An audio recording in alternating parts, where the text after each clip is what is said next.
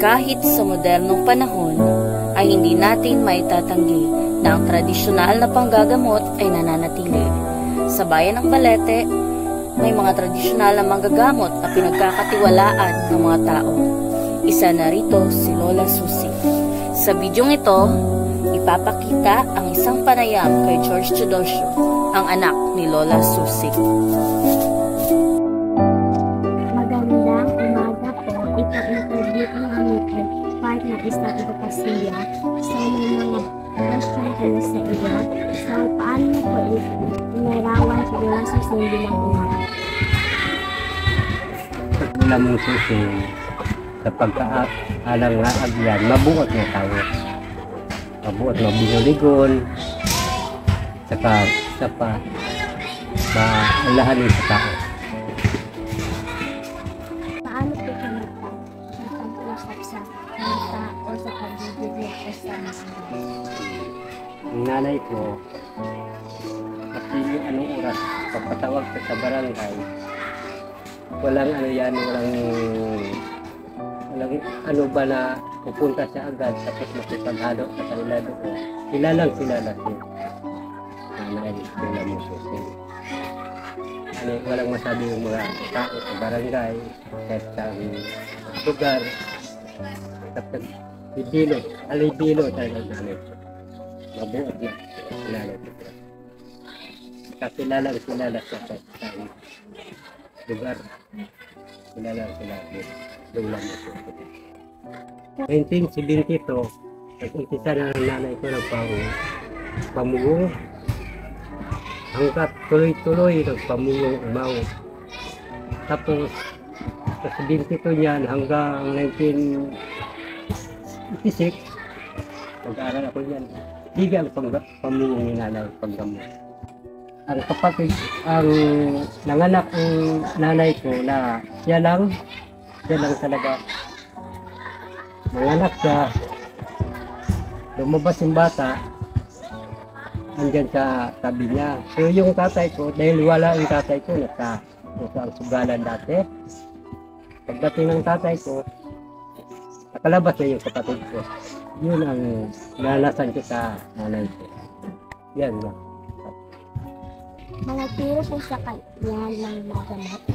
Okay, naman. May una, dati na nang nagbungong ka na, kasakit na siya eh. Nagbungong ka na, ay yun din ang nag-umpisa na ng natuto siya manggamot. Dahil yan ang nagturo sa kanya, umpisa noon. Hanggat tumanda siya, tumaas yung panahon. Yun, natuto lang siya ng manggamot. Nakapapagaling siya. Ano ang mga sakit ang kaluluwang ginagamot ni Lola Susi? Kung halimbawa, ang ginagamot ng Lola mong Susi, yung mga pilay, saka yung mga halimbawa nakaano sa gubat na patintina, yan ang ginagamot ng Lola Susi mo at saka ano sa Lola mong Susi, yan, pinapaagi lang sa mga itlog, luya, yan ang paggagamot ng Lola mong Susi. Ano ang pinakamahirap ng karanasan bilang pagbabaw? Ang karanasan ng Lola mong Susi, sa pagpanganak niya sa mga pinapaanak niya, ay yung matagal na makalabat yung bata. Minsan, naiwanan pa yung ano niya sa loob, inunan ba? Saka yung bata nakalabat na. Yan ang pinakamahirap na karanasan ng nanay ko. Kaya ginagawa niya yan, pinapadala niya sa doktor agad. Dahil uso dati wala pang mga panggamot siyang ganyan. Yan ang karanasan ng Lola Susi. May mga tao ba sa kanyang hindi naniniwala at paano niyo ito hinahanap? Ang nanay ko, lahat ng tao naniwala ang nanay ko. Dahil ang nanay ko, sa sobra niyang kabuot sa tao, naniwala sa kanya kahit sino, bata o magulang, inaano sa pinag Paano po ba siya nakakapekto sa kanyang servisyo sa barangay? Ang serbisyo ni nanay, sa pagkaalam ko, kahit anong layong lugar, pinupuntahan niya yan, sinusundok siya.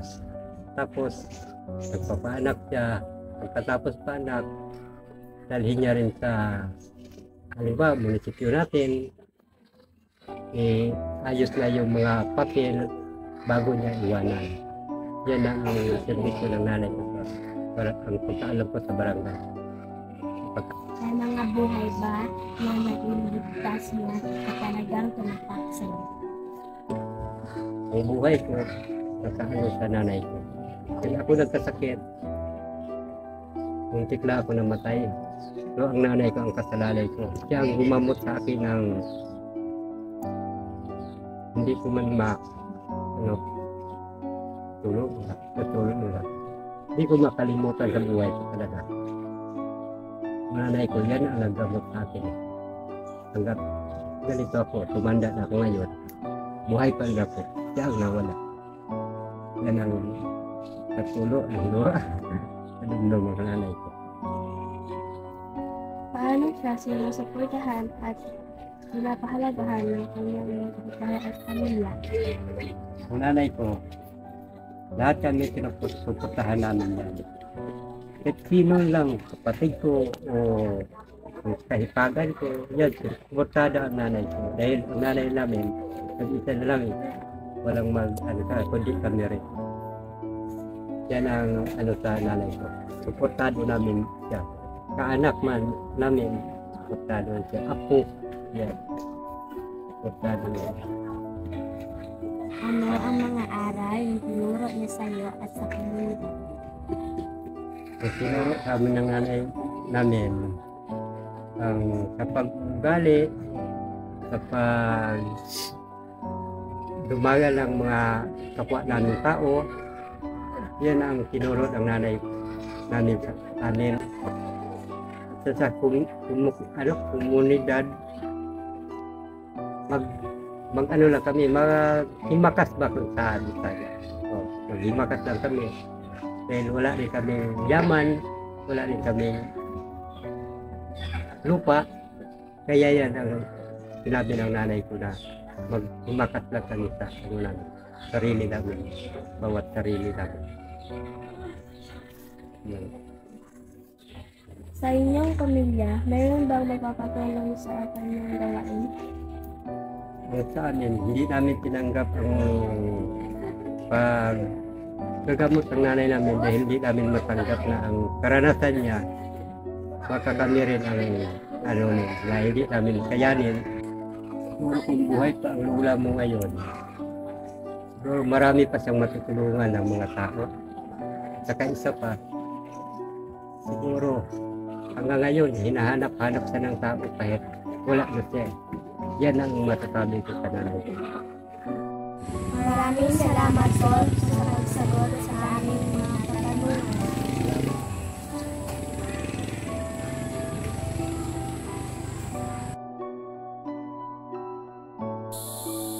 Wala mang nagpatuloy sa gawain ni Lola Susing, nananatili pa rin ang pagpapasalamat ng mga taong natulungan niya. July 21, si Lola Susing ako nagpaunga sa akon niya bunso. Mao man do nagbugong sa akon niya panganay nga unga niya hakat nagas.